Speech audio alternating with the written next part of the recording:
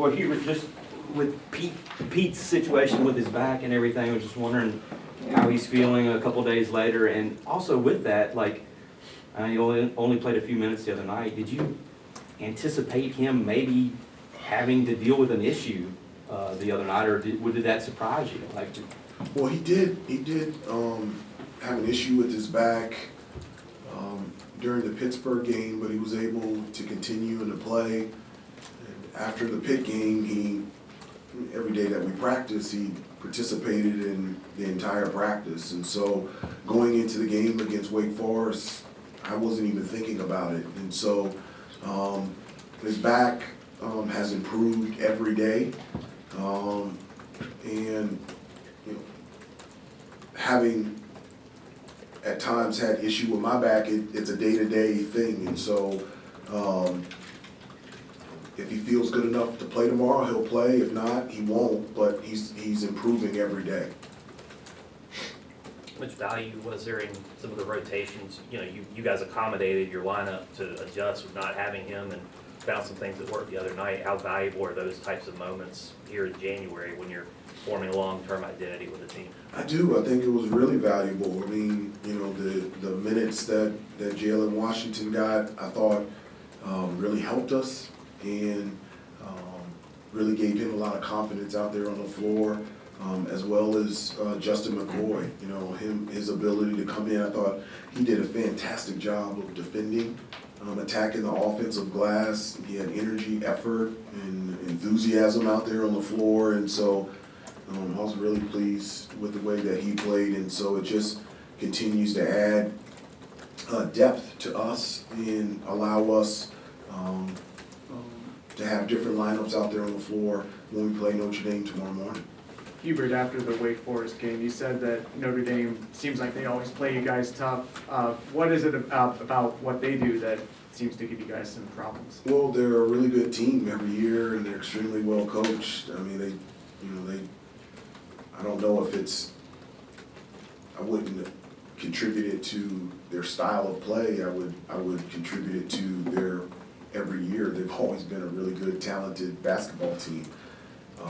Not only do they have a very talented team, they have a very old and experienced team that's played well together. And so tomorrow will be a very difficult game against a great opponent, but we're really excited about the opportunity and challenge of playing them. And it's always fun to be out there and compete against them out there on the floor.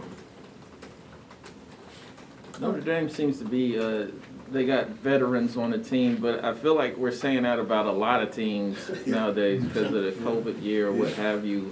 How difficult does that make it, you know, I guess, preparing for teams that you know are going to, they're not going to be intimidated by the environment, they're not going to be intimidated if they get down early, just, you know, having your guys stay with the game?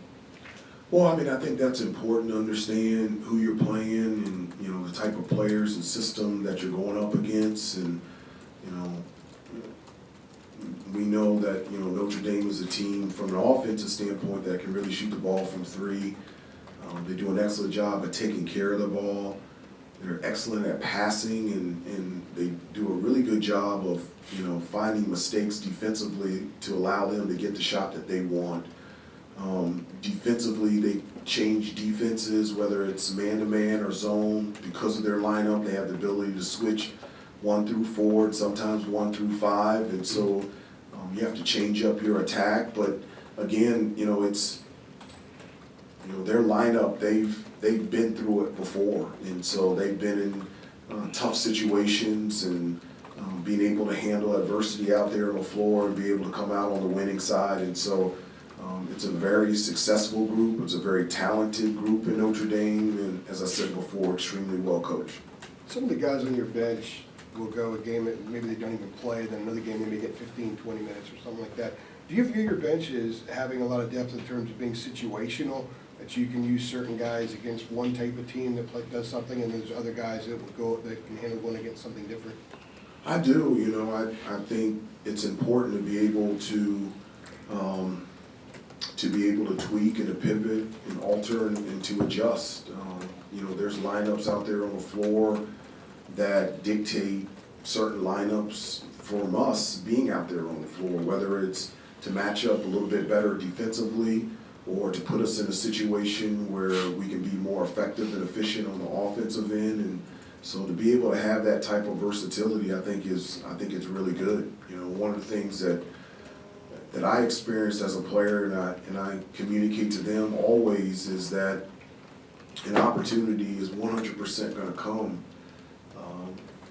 When it's going to come, where, how, and the manner in which it's going to come, I can't promise you that. But when it comes, the question on the floor is for you to be ready. And when your number is called, to be ready to go out there and to be the best that you can be. And our guys do a great job of preparing themselves, playing as hard as they can at practice, and putting themselves in a position so that when their number is called, they're ready to play their best. Justin was saying that the other night after the game, because he hadn't played since the Citadel, and he ended up getting 17 minutes the other night. What is the value in having a guy like him who understands that, knows how to prepare himself every game, but he's also been in college for 4 years, and he did play a decent role on the UVA team a couple years ago that won the regular season? No, that's just that's who Justin is. You know, he's always been somebody that works extremely hard. He's always been someone that is prepared for whatever or whenever his number is called, and it's his preparation before and after practice and his attention to detail that allows him to, for example, against Wake Forest, play 17 minutes and start in the second half and be productive on both ends of the floor. And so that's why he's so valuable for us. To build off kind of the bench, I think a lot of people are kind of surprised by the lack of minutes for Dontrez Styles. Like, we're not in practice, we don't know what's going on. What can it take to, what would you like to see from him in practice to get more time, or is there a reason why his minutes have kind of dipped this season? Well, again, you know, one of the things that I always say in terms of playing time is you have to play well in practice. You play well in practice and stack practices and stack plays together, you'll play well in games. And once I put you in a game, and if you play well in games, that's how, when you stack good plays, then you'll play more minutes. It's not also, there's different parts and different layers for anybody. One, obviously, you have to play well, but number two is there's competition out there also. It's not just one person. There's a number of guys at all the positions. And so there's competition every practice. So not only, as a player, do you have to play well, you also have to play better than the person that's at your position. And so I've been there before. I played, and whether it's college or the NBA, I've started, I've come off the bench, I've played big minutes, I've played limited minutes, I've gotten DNP coaches' decisions, I've gotten traded, cut, waived, picked in the first round. There's nothing that any player can go through that I haven't experienced myself. And the only thing that you have control over is your preparation, your practice, and your play. And at the end of the day, through my experience, it has always worked out that when that opportunity comes, to take advantage of it, and that's how I'll determine playing time. Do you feel like did you feel like you had a defensive breakthrough at the end against Wake Forest, and have you seen any carryover in practice from kind of that defensive intensity and the results it generated? Well, I wouldn't look at it as a breakthrough, but I would look at it as a blueprint on how we could play defense. The last 10 minutes against Wake Forest, I thought was fantastic. I thought we were really good on the ball. I felt like our physicality and our effort and our energy and our rotations and our talking, our boxing out, our contesting shots was really good. And it allowed us to be even better and more efficient on the offensive end. And so that last 10 minutes defensively probably was one of the best, if not the best stretch defensively that we played all year. And my hope is that we can be encouraged by that and continue to do that for an entire game, hopefully tomorrow morning. Hubert, in what ways have you seen Armando's leadership kind of develop? Well, I think in terms of his effort consistently, not just in the games, but also in practice, and he's been talking a lot more this season. You know, just communicating not only to his teammates and to, you know, younger teammates like Jalen, but also to the coaches in terms of what he sees out there on the floor. He's been more vocal in the huddles during timeouts, which I have loved. It's something that I've encouraged. I don't like quiet huddles. I like communication. I like, you know, emotions and people talking. And Armando has really stepped up, and from that standpoint of just communicating and have a voice, not only for himself but for the team in general. And I think it's been really good. Hubert Caleb's one of the best college players I've seen it, shrugging off maybe previous misses and then hitting, you know, taking fearless shots and getting on a roll. When he's having a stretch like this right now, particularly from outside, you do anything different with him at all as far as, you know, helping him through that, or leave him alone and he figures it out? I don't even look at it as Caleb is having a stretch. Are you talking about in terms of his? Just from 3-point shooting. Yeah. Three out of 15 over 3 games. Yeah, I don't look at Caleb that way. Caleb is a basketball player. The thing that I think about Caleb was maybe he didn't shoot the ball as well as he wanted to against Wake Forest, but we don't win without him. His defense was special against Wake Forest. And then I can't remember the time, but I think we were up by 1. They threw a lob, and it was for an easy dunk. He came from the weak side and blocked it, and that's when RJ got it, pitched it ahead for Armando for the dunk and put us up by 3. That was the biggest play of the game. And so my thoughts for Caleb is I look at him as a basketball player. He can dominate and change a game in many different areas, not just shooting. And over the last couple days, the thing that I've been thinking about how special he was on the defensive end. And so I never, as a player, and I don't think about that stuff with our guys. Percentages even out. If you miss 10, I've always had the thinking that the next 10 are going in. Right. With him too, with the growth of any college player, I imagine you've seen him. How would you describe that part of maybe him embracing the things you're talking about, that maybe the outside shot isn't falling, but you can contribute with recovering on the defensive end, and those things that he's maybe embraced over time? Well, he has, and that's what allows him to be one of the better, not just guards, but players in the country, and why I think he's going to have an unbelievable long NBA career, because he can do a number of things. He's a big guard, and he can do a number of different things. It's not just dominate with his scoring or his three-point shooting.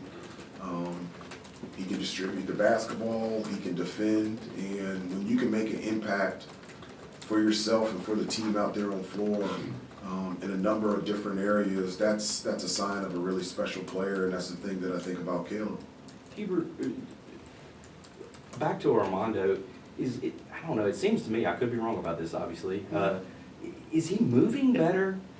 Does he have more bounce than he did at the start of the year? There just seems something about his activity level. I know you guys are trying to get... No, it's different. I think when he came back from his injury, I think he's, and I haven't discussed this with him, but sometimes, and it was just briefly against, Virginia Tech, sometimes when you take a step back, you can kind of think and reflect and kind of see things from a different perspective and change things. And I think the change that I've seen since coming back from his injury where he missed Virginia Tech, he's running the floor better. He is working definitely harder to catch the ball where he wants to down low in the post. And I think it's made a huge difference. I do. I think he is running the floor so much better. And